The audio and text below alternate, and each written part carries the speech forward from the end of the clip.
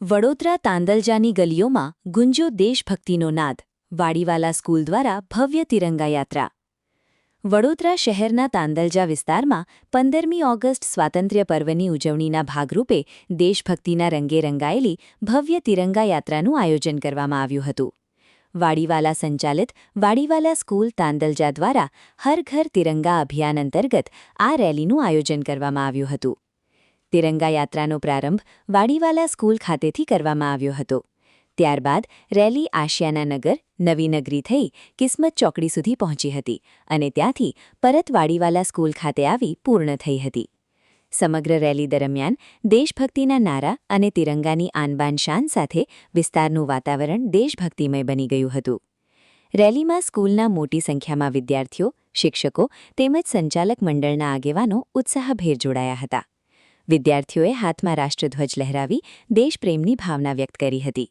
Rally દરમિયાન ઉપસ્થિત લોકો તથા સ્થાનિકોમાં ધ્વજનું વિતરણ પણ કરવામાં આવ્યું હતું.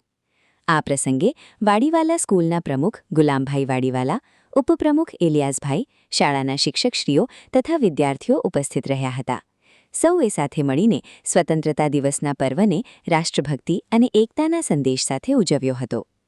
હર ઘર તિરંગાના સંદેશ સાથે નીકળેલી આ તિરંગા યાત્રાએ તાંદલજાની ગલીઓમાં દેશભક્તિનો માહોલ સર્જ્યો હતો અને નાગરિકોમાં રાષ્ટ્રપ્રેમની ભાવનાને વધુ પ્રબળ બનાવી હતી.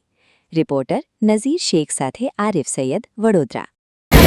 આજરોજ વાડીવાલા સંચાલિત વાડીવાલા સ્કૂલ તરફથી હર ઘર તિરંગાના ભાગરૂપે આજે રેલીનું આયોજન કર્યું છે. એમાં વિવિધ વિસ્તારમાં રેલી આશિયાનગર તેમજ નવી નગરીથી કિસ્મત ચોકડીથી વાડીવાલા સ્કૂલ સુધી આજે રેલીનું આયોજન કર્યું હતું.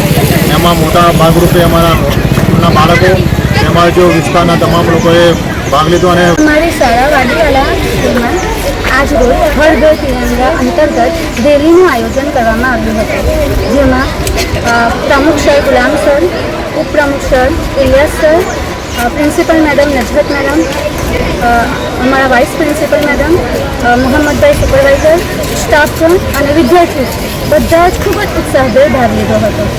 આ રેલીમાં અમે ધ્વજવંદનનું સરસ રીતે વિતરણ કર્યું હતું અને અમે જે પબ્લિક પ્લેસમાં ગયા હતા ત્યાં પણ બધા જે હતા અધર પબ્લિક એમણે અમને ખૂબ સાથ સહકાર આપ્યો હતો.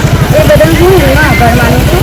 આપણો દેશ હંમેશા વિકાસ કરે, અમન, સુકૂન અને શાંતિ બની રહે એવી મારી દિલથી દુઆ છે.